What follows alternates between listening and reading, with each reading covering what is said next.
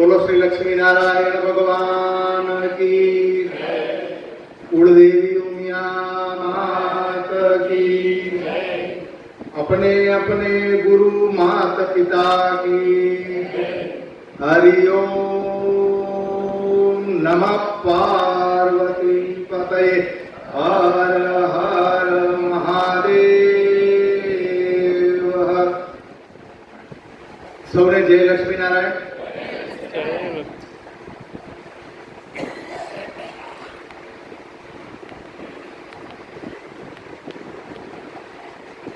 उपस्थित आप सौ आत्मीयजनों ने वंदन। परमपिता परमात्माના આદેશથી અને સ્વામીજીની ચિંતનિકા અને સ્વામીજીએ આપેલા વચનો અને શ્રેષ્ઠ અધ્યાયના શ્રેષ્ઠ શ્લોકના શુભારંભે નિર્મમો નિરહંકાર સમ સુખ દુઃખ ક્ષમી અહીંયા પૂર્ણતા કરવાનો સમય એમને ન લીધો અને મને દઈ દીધો. ઉચ્ચ ગુણવત્તાના શ્રેષ્ઠ જીવનમાં ઉતારવા માટે. ઉતારવા શા માટે? જો મારે પરમાત્માને મળવું હોય તો આ ગુણ કેળવવા પડે, તો હું ધીમે ધીમે ધીમે પરમાત્મામય બની શકું. સ્વામીજી સિલેક્શન કરીને આવેલા ને એમાં બહુ મંથન કરીને આવેલા. એમાં પાછો એને બીજા વિભાગનો અંતિમ અધ્યાય પકડ્યો. આપણે 3 સ્ટેપ છે: કર્મ, ભક્તિ અને જ્ઞાન. 6 અધ્યાયના કાંડ આવે. 6 અધ્યાય કર્મ વિશેનું જ્ઞાન પૂરું થાય. એ જ કર્મને જોડીને જ્યારે પરમાત્મામય બનવું હોય તો ભક્તિ આવશ્યક. આ ભક્તિના 6 અધ્યાયમાં 7 થી 12મો અધ્યાય, એમાં સ્વામીજી 12મો અધ્યાય શ્રેષ્ઠ ભક્તિઓનું સિલેક્શન કર્યું. અને 13 થી 19 એ 7 મનુષ્ય જીવનને ભક્તિના માર્ગે પરમાત્મામય બનાવવાના, ગુણ વિકસાવવાના શ્રેષ્ઠ ઉપાયો બતાવ્યા છે. એમાં છેલ્લે કહ્યું કે ભાઈ નિર્મમો નિરહંકાર, એટલે પોતાના જે આકાર પકડેલા ને એ અહંકારોને છોડી દેવાના. તો શું થાય? સમ દુઃખ સુખ ક્ષમી. એટલે સમત્વના સુખ દુઃખના તમે ભાગીદાર બની જાઓ. અને આજે યોગાનુયોગ રક્ષા બંધન, અને અહીંયા આપણા સત્સંગમાં સ્વામીજીએ એવી શ્રેષ્ઠ વાત કરી કે આ બધું એક જ આપણા પરમાત્મા સૌથી શ્રેષ્ઠ છે. પછી વ્યાસ પરંપરાથી અહીંયા સુધી લઈ આવ્યા તો નારાયણનું અદર્શ સ્વરૂપે એમના જ 24 અવતારોમાંના એક એ વ્યાસ. ગઈ વખતે ગુરુ પૂર્ણિમાના સંદર્ભે વ્યાસ પરંપરા અને વ્યાસ પૂર્ણિમા, ગુરુ પરંપરા અને ગુરુ પૂર્ણિમા ની ઉપર આપણે ચર્ચાઓ કરી. ચર્ચાઓ કરતા કરતા અંતિમમાં આપણે બીજા પૂનમ ઉપર આ ચર્ચા કરશું એવો એક નિર્દેશ કરવામાં આવે. માત્ર ગઈ પૂનમના અહીંયા આવ્યા હતા એ નહીં, પણ ગયા પૂનમે નહોતા આવ્યા, આ પૂનમે આવ્યા હોય એમાં ખાલી હાથ ઊંચો કરે. અયો જય લક્ષ્મી. સરસ, ચાલો. ઘણી બધી સંખ્યા નથી આવ્યા એના પાછળના કારણો વ્યવહારિક છે, આપણા સંસ્કૃતિ કે, અને ભાઈ બહેનનો પ્રેમ જ એવું કે કોણ જાય ભાઈને ત્યાં કે ભાઈ આવે બહેનને ત્યાં, પણ એ બંધાઈ જાય.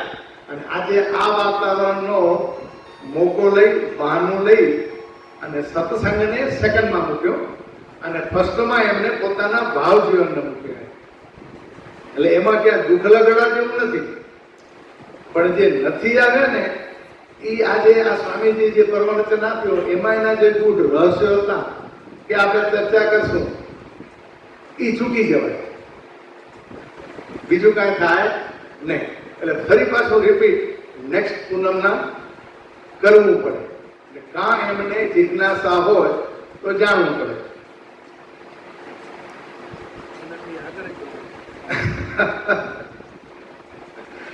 તો ત્યાંથી જ આપણે આગળ વધશું. તો સૌ પ્રથમ સ્વામીજીના પ્રવચન પછી આપ અહીંયા હશો એવું મારું માનવું છે.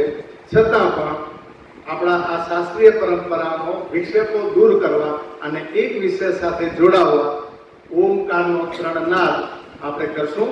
સૌ પોતપોતાના સ્થાન ઉપર 90 અંશે કટાર, હાથ એકબીજામાં પરોલા આંગળા ખોળામાં મૂકી દઈએ. હાથનો ભાર ન રાખતા એકદમ મૂકી દેવાના. ખુરશી ઉપર બેઠેલા હો એને આગળનો પંજો અને પેની બે જમીન ઉપર અડેલા હોવા ખપે. ધીમેથી આંખો બંધ. પરમાત્મા ઉપર વિશ્વાસ મૂકીને આજુબાજુ ઉપર વેમ રાખવો નહીં. નિશંક બેસવું. 3 વખત ઊંડો શ્વાસ લેશું અને છોડશું. ચોથી વખતે શ્વાસ લઈ અને છોડવાનો અને ઓમકારનો નાદ કરશું. એ 3 વખત આપણે નાદ કરશું. પછી અહીંથી શ્લોક બોલાય એટલે ઓમ શાંતિ કહેવામાં આવે ત્યારે જ આપણે આંખ ધીમેથી ખોલવું. શ્વાસન ક્રિયા શરૂ.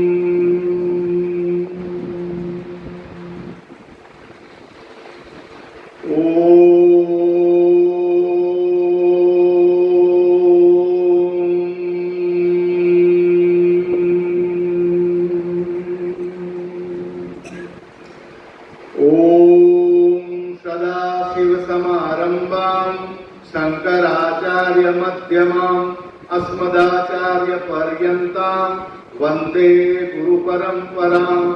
श्रुति स्मृति पुराणानाम् आलयं करुणालयं नमामि भगवत्पादं शंकरं लोकशंकरं. शंकरं शंकराचार्यं केशवं बादरायणं. सूत्रभाष्यकृतौ वन्दे भगवन्तौ पुनः पुनः. ईश्वरो गुरुरात्मेति मूर्तिभेद विभागिने व्योमवद्व्याप्तदेहाय दक्षिणामूर्तये नमः. दक्षिणामूर्तये नमः. ओम शांति शांति शांति. हरिओम. ધીમે બે હાથ એકબીજામાં ઘર્ષણ કરી અને ઉષ્મા આપના આંખ ઉપર મુખ ઉપર લઈ લેશો.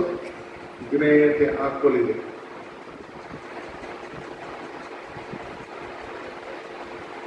આજે રાજુભાઈએ અને સરલાબેને તબલા વાદક આપણા એક ભાઈ હતા અહીંયા તબલા વગાડતા હતા.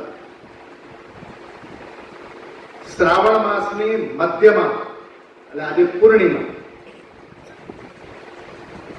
એટલે શંકર ભગવાનની પૂજા કરવાનો એક મેળાવડો. આપણે એમ સમજી રહ્યા કે શંકર ભગવાન ખાલી શ્રાવણ મહિનામાં જ પ્રસન્ન થાય એટલે બધા શંકર ભગવાનને ઉમટી પડીએ, બાકી બધા ભગવાનને સેકન્ડમાં મૂકી દઈએ. આજે 15 દિવસ તો નીકળી ગયા, તો શંકર ભગવાન જો તમારા પર પ્રસન્ન થયા હોય તો હજી 15 દિવસ શંકર ભગવાનને છોડતા નહીં, પણ બાકીનાને ભૂલતા પણ નહીં. પણ અહીંયા તો શંકરની સ્તુતિમાં જે શબ્દો કયા અને આજે જે આપણો વિષય જે આગળ વધારવાનો છે તે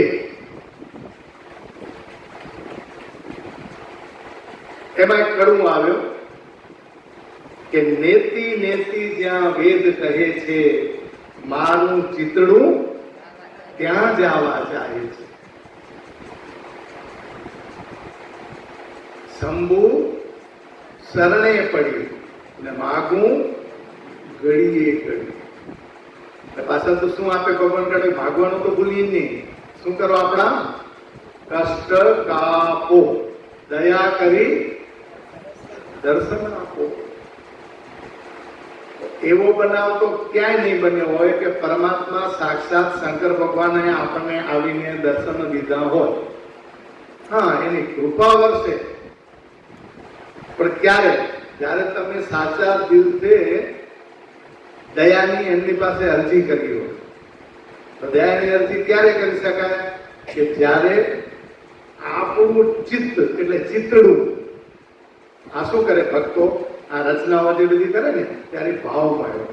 એટલે શબ્દને પ્રાસને બેસાડવા માટે ગુજરાતી ભાષાના મીઠા શબ્દોનો ઉપયોગ કરતા હોય છે.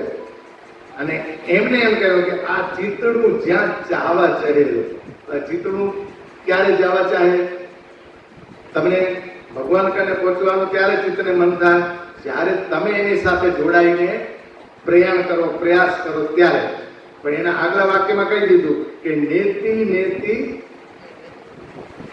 જ્યાં વેદ કહે છે. સ્વામીજી કહ્યું વેદમ વ્યાસની એક પરિકાષ્ઠા કરી અને વાસ્તવિકતા એને વર્ણવી. અને તમને જાણીને આનંદ થશે જ, પણ આપણે એના અંદરથી આજે સાક્ષાત પ્રત્યક્ષ જ્યારે એ હૃદય સાથે હોય, આપણી પાસે શરીર રૂપે પણ પ્રત્યક્ષ હોય, અને એમને જે લક્ષ્મીનારાયણ ભગવાનની પ્રાર્થના એટલે આરતી કે આ લક્ષ્મીનારાયણની ચાલીસાની જે રચના કરી છે ને, તો એ આ નેતિ નેતિ કરતા કરતા કરતા આ સ્તુતિ થઈ ગઈ હોય. એમની પાસે તે ભાવમાં લખાઈ ગઈ હોય, એમને લખવા માટેનો પ્રયત્ન ન કર્યો. અને એવા આપણા રતિભાઈ પોકાર આજે આપણી પાસે ઉપસ્થિત છે. એમને આપણે પરમાત્માને પ્રાર્થના કરીએ કે એમને આવા ભક્તિ ગીતો સર્જન કરવા, એમને વધુ શક્તિ આપે, એમને દ્રષ્ટિ પણ આપે અને એમનું દીર્ઘાયુષ્ય આપે. એટલે એક વખત એમને ખૂબ તાળીઓથી આપે પ્રેમથી વધારી કે શબ્દો જેમ જેમ આપણે એના વર્ણવતા જશું ને, સમય લેતા જશું ને, એમ એમ આપણને એના ગુણની ખબર પડશે.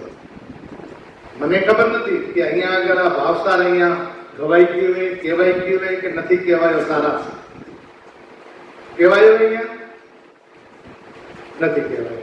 તો આપણે સારા લેતા જશું કે ગાઈએ રહ્યા, આપણે બોલીએ રહ્યા, પણ એની પાછળનો હેતુ શું હે, ભાવ શું હે? શબ્દો આયા ક્યાંથી? શંભુસરને પણ એમાં નેતિ નેતિ કહ્યો તો નેતિ નેતિ એટલે શું?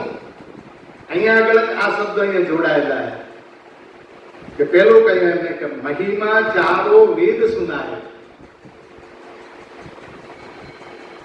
પુરાણ ઉપનિષદ ગુણ ગાય.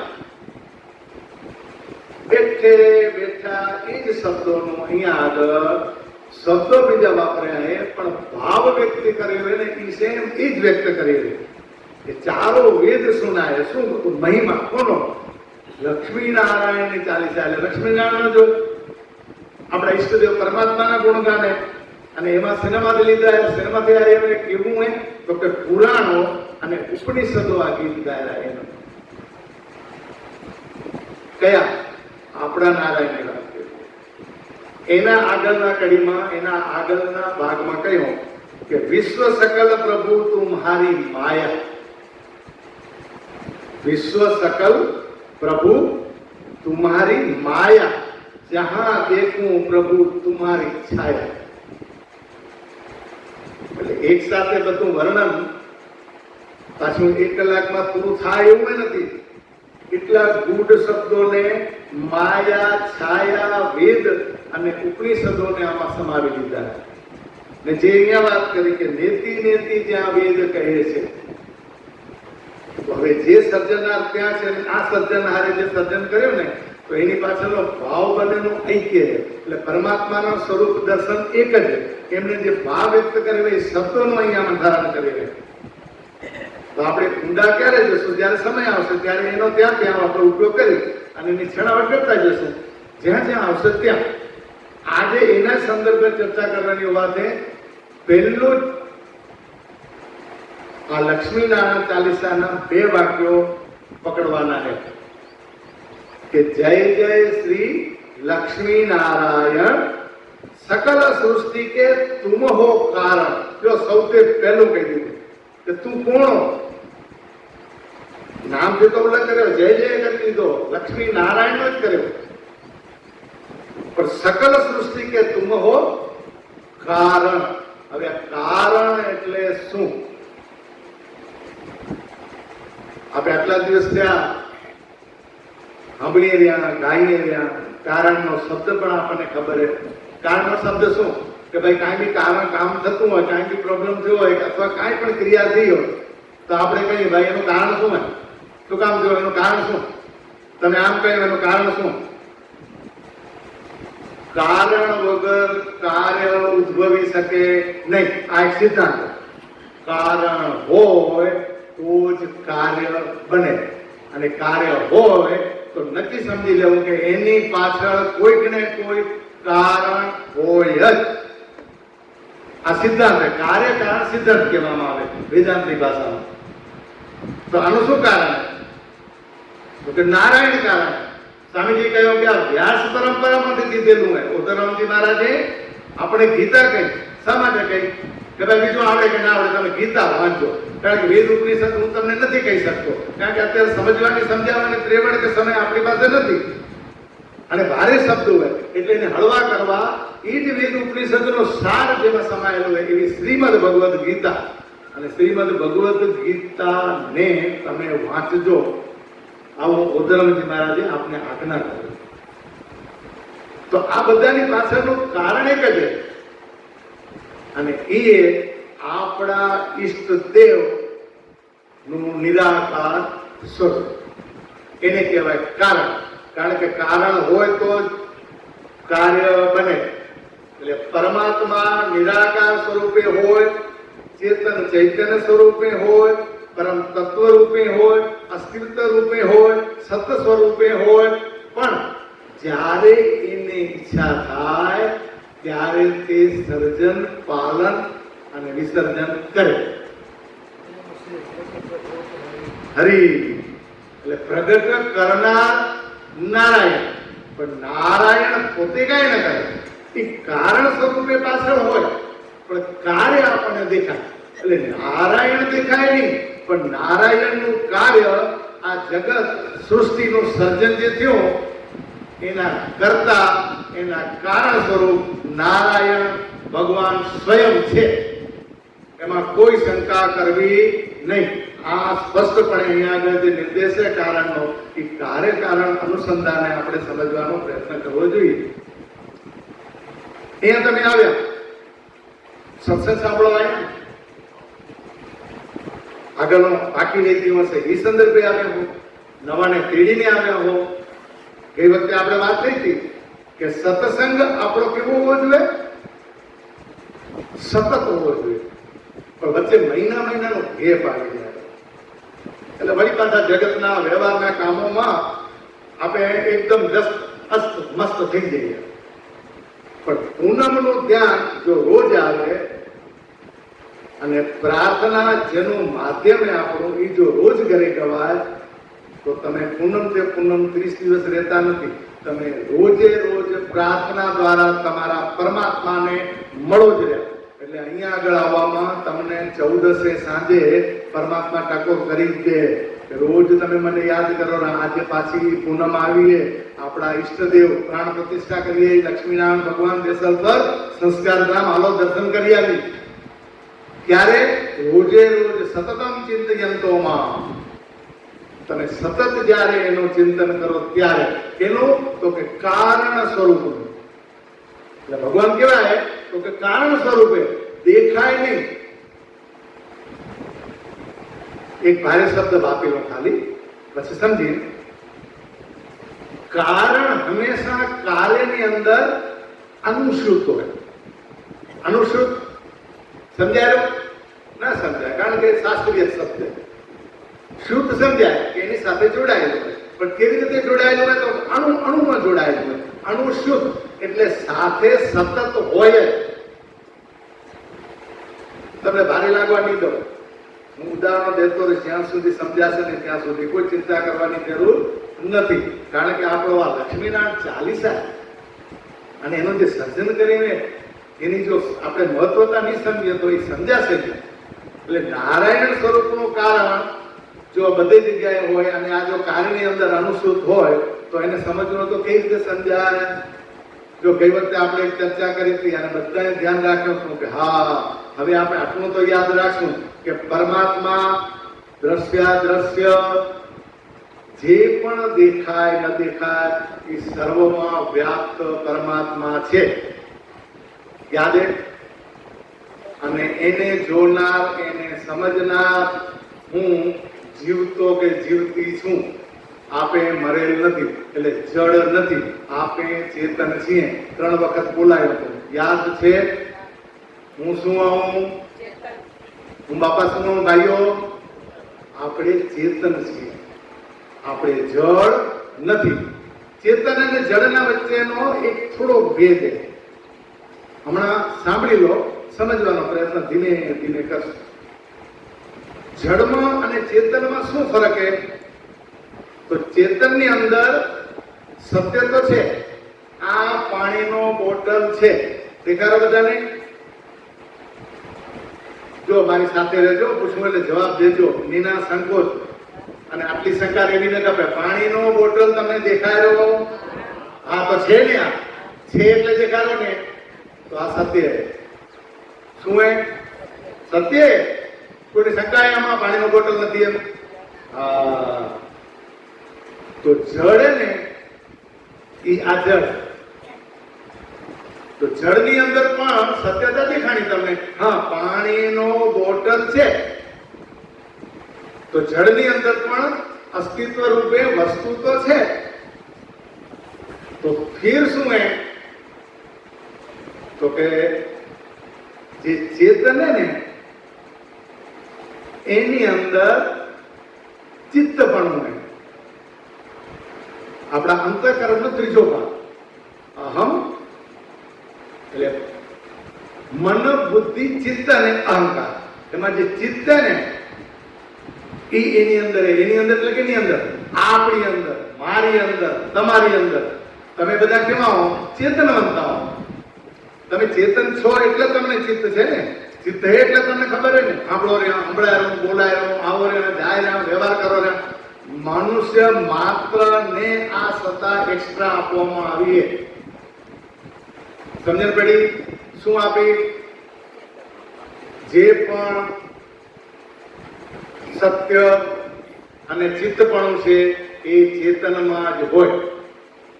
જ્યારે જડમાં અસ્તિત્વ છે, સત્ય છે, વસ્તુ છે, પદાર્થ છે, નામ છે, આકાર છે, પણ એમાં પોતાનું સ્વયંભૂ કાંઈ કરી શકે એવું ચિત્તપણું નથી. સમજાઈ ગયો? સમજાણો તો હા બોલો. ભાઈઓ, સમજાણું? જળ ને ચેતન વચ્ચેનો ભેદ સમજાઈ જાય તો તમને આ કારણ અહીંયા સમજાઈ જશે. સમજાઈ ગયો? નથી સમજાણું? મને ખબર છે. ધીમેથી બોલો ને, શંકાની દ્રષ્ટિએ એટલે ખ્યાલ આવી જાય. આપણે હજી બીજું દ્રષ્ટાંત લઈ લઈએ. બહુ સરળતા છે. તમે મારી સાથે રહેશો ને તો સમજવામાં સરળતા રહેશે. હા, આપણે અત્યારે એક અતિથિ ગૃહ બની રહ્યો છે. ત્યાં આગળ આંબાવાડી છે અને એ આંબાવાડીનો એક આંબો એક્ઝામ્પલ લઈએ કે આંબો શેના માથેથી ઉગે? ગોટલી માથેથી ઉગે. મૂળ તો ગોટલી ખપે ને. ભલે પછી આપણે કહીએ કે ભાઈ કલમથી અમે કરી રહ્યા, પણ કલમ કરો તો મૂળ આંબો તો નીચે ગોટી હોય જ ને. હવે આ ગોટી ન હોય તો આંબાનું સર્જન થાય? ભાઈઓ જવાબ દેજો, થાય? ન થાય. તો ગોટી શું હે? આંબાનું કારણ. સમજાઈ ગયું? બીજા ઉદાહરણ સમજાણું? ગોટી આંબાનું કારણ, આંબો કાર્ય કહેવાય. આંબો કારણ નથી. આંબાનું ઝાડ કાર્ય થયું. શેનું? ગોટીનું કાર્ય થયું. ગોટીમાંથી આંબો થયો. તો ગોટી ન હોય તો આંબો થાય નહીં. હવે હું તમને પૂછું, સરળતા હે, બહુ અઘરું અઘરું બધું આપણે નહીં પૂછીએ, અઘરામાં નહીં જઈએ આપણે બહુ વેદન વિચાર હોય, ગુડ રહસ્ય હોય, બોટલ ઉપાડવું પડે, પાણી પીતો એટલે તરસ છીપા. હવે તમે મને એમ કહો કે આંબો 12 મહિનાનો 2 વર્ષ 3 વર્ષનો થઈ જાય, આંબાનો ઝાડ મોટો થઈ જાય, તો પછી આપણે એનું કારણ જે હે ગોતી, એ ગોતીએ તો જડે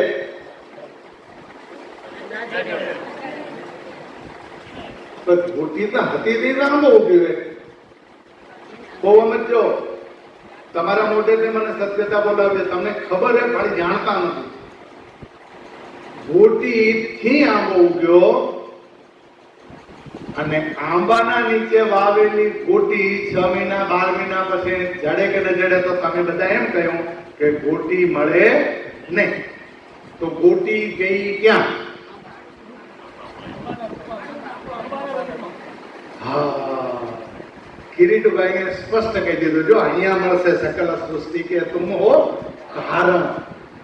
તો ગોટી શું થઈ ગઈ? આંબો થઈ ગઈ, આંબો બની ગઈ. તો આંબામાં ગોટી ક્યાં ક્યાં હે? જ્યાં જ્યાં આંબાને સ્પર્શ કરો ત્યાં ત્યાં ગોટી છે, પણ ગોટી દેખાય રહી? ગોટી દેખાય છે? બોલો, જવાબ આપો. ગોટી પોતે જ આંબો જ્યારે બની જાય છે ત્યારે ગોટી પોતે એની અંદર અનુસૃત થઈ જાય છે. હવે અનુસૃતની ખબર પડી ગઈ ને? અનુસૃત એટલે અંદર પોતરો થઈ જવું, પોતાનું વિલીનીકરણ, અને ઝાડ રૂપે એ ગોટી સમાઈ ગઈ.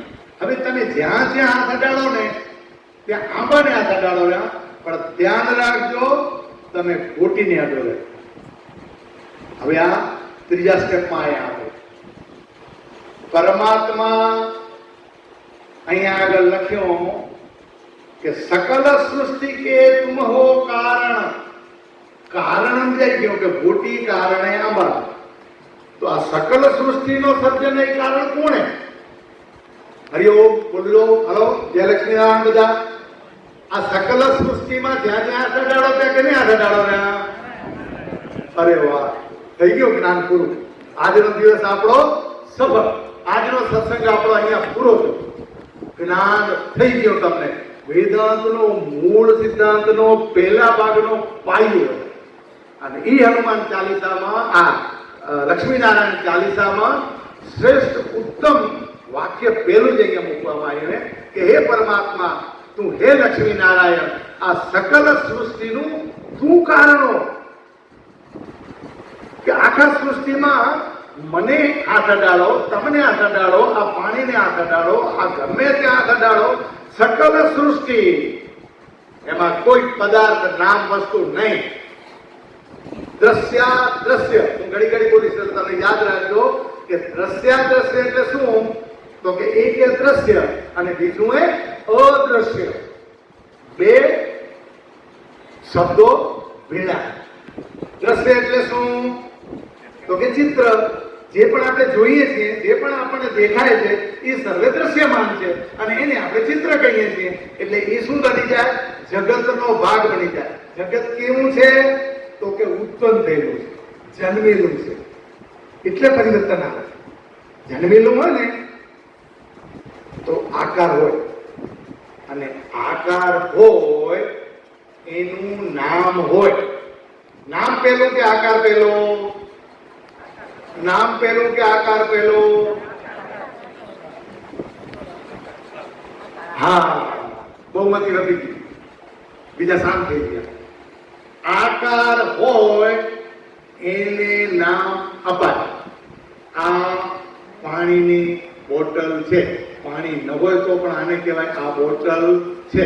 આ બોટલ ત્યારે કહ્યું કે જ્યારે આપણને અસ્તિત્વ રૂપે, સત્ય રૂપે આપણી પાસે સામે દેખાયું ત્યારે આકાર છે એટલે નામ કહેવામાં આવ્યું.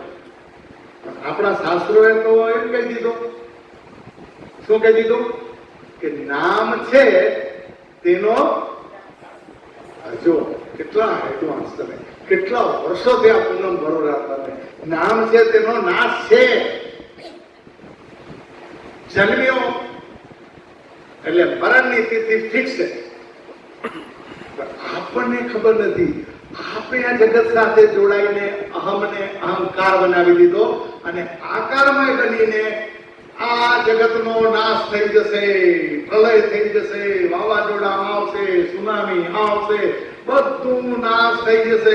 વાતો કરીએ ને ત્યારે આપણે નોખા ઉભા રહીએ, આપણે નોખા ઉભા રહીએ કે હું પોતાને જાણે અજાણે ચેતન સમજુ છું, જાણે અજાણે ચેતન સમજુ જ છું કે હું સત છું, હું ચેતન છું. અને મને મજા લેવા માટે, આખી જિંદગીમાં આનંદ મેળવવા માટે હું સતત પ્રયત્નશીલ છું. અને જે આનંદ મળે છે તે મને મારી અંદર મળે છે. એટલે હું સત ચિત્ત આનંદ સ્વરૂપ છું. અને આ સત ચિત્ત આનંદ સ્વરૂપ હું હોઉં તો આ કારણ સાથે જોડાઈ ગયું. સીઝન આવે, મોર બેસે, નાના નાની કેરી લાગે, મોટી મોટી કેરી થાય અને પાકે, પછી એની અંદર જે ગોટી તૈયાર થાય તો એ ગોટી પાછી ગોટીની ગોટી મળી કે નહીં, ગોટીની ગોટી મળેલી કે નહીં, એ પાછી ગોટી વાગે તો આંબો ઉગે કે નહીં. આની જેમ આપણે અહંકારમાં ગમે એટલો જગત સાથે વ્યવહાર કરીએ, આકાર ગ્રહણ કરીને, પણ આપણી અંદરથી તો આપણી ચેતના આપણે સમજાવે જ નહીં કે હું તો સચ્ચિદાનંદ સ્વરૂપ છું. પણ શંકા હે, આપણે સંશય હે, કારણ કે આપણને એ પ્રત્યક્ષ પ્રાપ્ત થયો નથી એટલે, મેં જોયો નથી એટલે. અને આપણા પાર દર્શન હોય ને, આજ્ઞા સંહિતા, દર્શન શાસ્ત્ર દર્શન કરાવે. કહેવાય એમ તો શાસ્ત્રે એમ કીધું કે ઈ આંખનો, આ આંખનો વિષય નથી, ચામડાની આંખનો વિષય નથી. એટલે દર્શન થાય તો કેવા થાય? તો કે દેખાય નહીં પણ જણાય, જાણી લેવું, એને દર્શન કહેવામાં આવે. આપણા શાસ્ત્ર શું કીધું? દર્શન શાસ્ત્ર એટલે જોવું નહીં પણ જાણવું કે હું ચેતન સ્વરૂપ છું. આંખ બંધ થઈને દર્શન કરો તોય ઈ જ નારાયણ નારાયણીય, અને આંખ ખોલીને કરશો તો ઈ જ નારાયણ નારાયણીય. પણ તમે એના દર્શન ક્યાં કરો છો? તમારા જ ચેતનત્વમાં કરો છો, તમારી અંદર કરો છો, અને તમે અહીંયા આવીને દર્શન કરો છો. એટલે એ દર્શન કેવા થયા? બાહ્ય આંખના નહીં, પરંતુ આપણી જ પ્રજ્ઞાના, આપણી જ બુદ્ધિના, આપણા જ અંતરાત્મામાં રહેલા એ ચેતનત્વ એ દર્શન કરે છે. સ્પષ્ટપણે સમજી લેવું કે હું જ્યારે મારા માતા પિતાને કે કોઈ ઈષ્ટદેવને પગે લાગુ છું ત્યારે મારી અંદર જે બેઠેલું ચેતન છે એ ચેતન જ હું એ દર્શન કરું છું. બીજું કોઈ કરતું નથી. મેં જાણે કે હું કેવો છું? તો કે ચેતન છું. કેવો છું? સચ્ચિદાનંદ છું.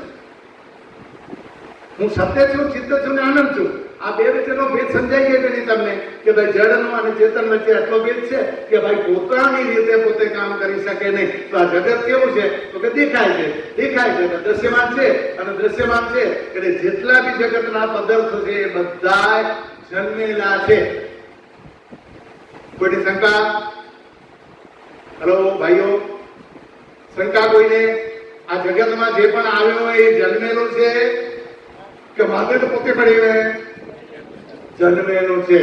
પથ્થરો પણ ભૂમિમાંથી ઉત્પન્ન થયેલા, પાણીઓ પણ નદીઓના ઝરણા બનીને નદીઓ બની છે, સમુદ્ર પણ એ બધાનો સમૂહનો 75% પાણી સમુદ્રની અંદર રહેલું છે.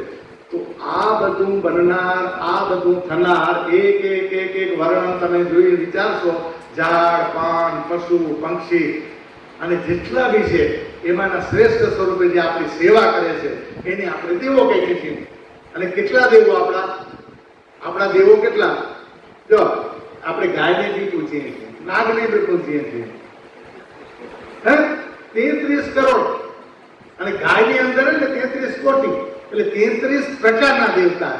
અને અહીંયા આગળ તો જેટલા જીવ એટલા દેવતા. તમે તમારા પોતે ભગવાન છો. તમે છો એટલે તમારું જગત છે. જો આ ત્રીજું રહસ્ય આજનું, એક સામું આટલા બધા રહસ્ય ન દેવાય, પણ છતાં સમજાઈ જશે એની મને ખાતરી છે કે આટલું પૂરું તમે આજે આ નહીં સમજાય, છતાં એક્ઝામ્પલ દઈને આપણે સમજવાનો થોડો પ્રયત્ન કરીએ. કિરીટભાઈ એક્ઝામ્પલ, કે કિરીટભાઈ જ્યારે આ પૃથ્વી ઉપર એની માના કોળામાં એને જન્મ લીધો અને એમની ભાઈને સામાન્ય રીતે સિક્કો માર્યો, આનું નામ કિરીટભાઈ. જન્મ્યા પહેલા નામ હતું, દીકરી કે દીકરો એ ખબર હતી તો નામ કેમ પડે? તો નામ ક્યારે આવ્યો? આકાર આવ્યો ત્યારે કારણ મળી ગયો, એક આકાર આવ્યો એટલે નામ પડ્યું. અને આજ કિરીટભાઈ જન્મ્યા પછી એમનું જગત એમને દેખાણ. કોઈ શંકા? એવી જ રીતે તમે બધા પણ સમજી લો કે તમારું જગત તમારાથી પહેલા તમારા માટે નહોતું, તમારા માટે નહોતું. તમે જન્મ્યા ને તમે તમારા જગતનું સર્જન કર્યું. બરાબર? સમજણ પડી? તમારું જગત એ તમારા ઉત્પન્ન થયા પછી ચાલુ થાય. સકલ સૃષ્ટિ તો છે જ, એનો કારણ કરતા તો પરમાત્મા છે. આપણું જગત જ્યારે વ્યક્તિ જન્મે તેના પછી એનું જગત ઉત્પન્ન થાય. ચાલો, સીધું નથી સમજાતું, હવે હું શું સમજી લઈએ. કિરીટભાઈ છે એટલે કિરીટભાઈ નું જગત છે. કિરીટભાઈ ન હોય તો કિરીટભાઈ નું જગત કેવું? કિરીટભાઈ તમારું જગત તમે ન હો તો તમારું જગત કેવું? કોઈ જ નહીં. એટલે હું પોતે મારા જગતનો સર્જન કરતા બન્યો. હા, સમજાય છે? હું પોતે જગત કરતા છું. બોલો, મારા જગતનો સર્જનહાર હું છું. તો મારામાં ને હવે પરમાત્મા વચ્ચે ભેદ શું બચ્યો? માત્ર જાણવાનો. નાનો ખૂબ છતાં હું તારો, તવ શક્તિ અભિમાન. તું પરમ પિતા છો, તું સર્વશક્તિમાન છો, સર્વજ્ઞ છો, સર્વનો તું જ્ઞાતા છો. તું ધારને એમાં સૃષ્ટિનું સર્જન વિસર્જન પાલન કરી શકે. તો હું કેવો? હું તો તારા જ અંશ.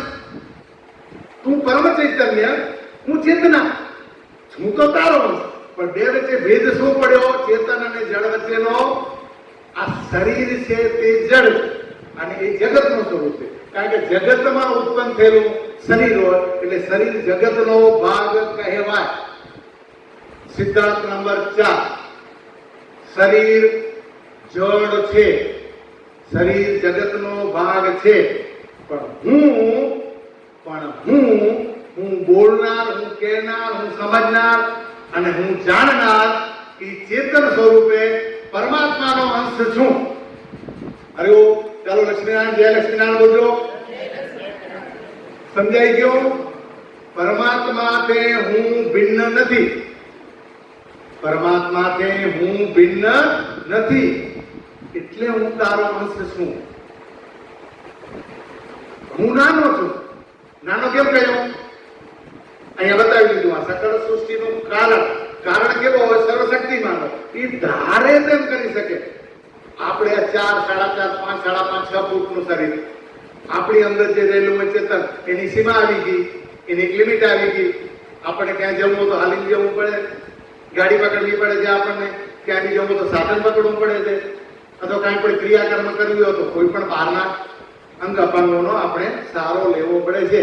જ્યારે એ નથી, નિરાકાર છે, અસ્તિત્વ રૂપે હોવાથી, ચેતન સ્વરૂપે હોવાથી એ પોતે પોતાની રીતે પોતાના મતે સર્જન કરે. ઈચ્છા થાય ને થઈ જાય. ત્યારે આપણે ઈચ્છા કરીએ તો એક જ માત્ર અવસ્થામાં આપણને જાણવા મળે. અને આ જાણવા માટે આપણને એ ઉદાહરણ, એક્ઝામ્પલ લેવું પડે સમજવા માટે. આપણી સામાન્ય રીતે આપણે 3 અવસ્થામાંથી પસાર થતા હોઈએ છીએ. દરેક કેટલા બી જીવો એના બધા. એમાંનો વિશેષ આપણે અત્યારે ચર્ચા કરી રહ્યા છીએ. બધા માણસ છીએ ને, આપણે મનુષ્ય છીએ ને. આપણે કારણ કે આપણને પરમાત્માએ મન અને બુદ્ધિ દઈ વિચારવાની શક્તિ દીધી અને નિર્ણય લેવાની શક્તિ દીધી. આ બીજી કોઈ યોનિને નથી. આ ચર્ચા મનુષ્ય જ બેસીને કરી શકે. તમે ક્યાં જોઈએ ગાયનો મેળો બનાવવાનો, ગાય મેળો તો કરાય, પણ આવી સત્સંગ સભા જોઈ કોઈ પણ મનુષ્ય સિવાય નહીં. હું નથી કહેતો કે અહીંયા સત્સંગમાં નથી આવતા કશું સમાન. શાસ્ત્ર એવું કહ્યું,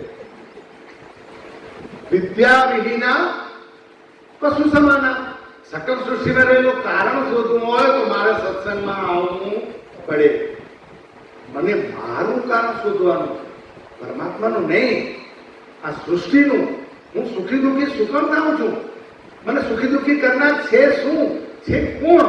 આનું કારણ શું છે? મને જાણવું છે. આ જિજ્ઞાસા જાગે ને એ કોઈ દિવસ પૂનમના ઘરે ના આવે. અહીંયા જાણવા દોડે ને તમને કે તમે એમને કહો. તમે અહીંથી જાણીને જાઓ છો ને. હલો હલો હલો હલો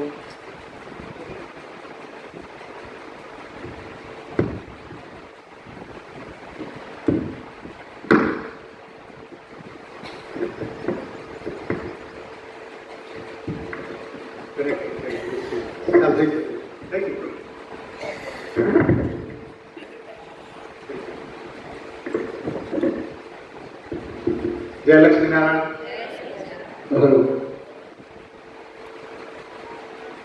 ક્યાં હતા આપે?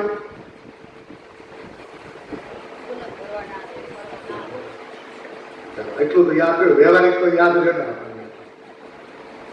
તો છૂટે કોનો? જે આપણી સાથે અહીંયા બેઠા છતાં પણ ઘણાને સમાધિ અવસ્થા આવે, રાતના ઉજાગરા હોય, ઘણું નાસ્તો ખવાઈ ગયો હોય, ઘણાને આ જ્ઞાન એટલું બધું મગજમાં બેસી જાય એટલે સમાધિ આવે. આ સામાન્ય સ્થિતિ છે. પણ જે વિચારો સાથે જોડાયેલો હોય એને કોઈ દિવસ ઊંઘ આવતી નથી. એ સતત એના પોતાના વિચારમાં હોય છે,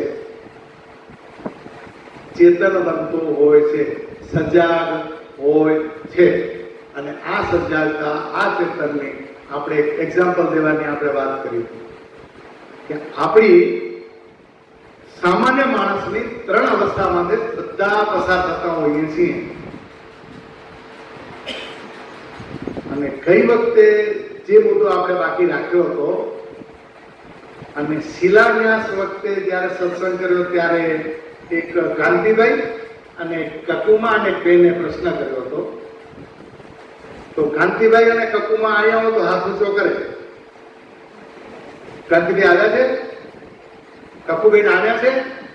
કઈ સમયનો તકલાફ લઈને ઘણાની જિજ્ઞાસા ત્યારે જ આવી ગયો. પછી સમય સંજોગો વરસાદ વ્યવહારિક માણસો ને એટલે થાય.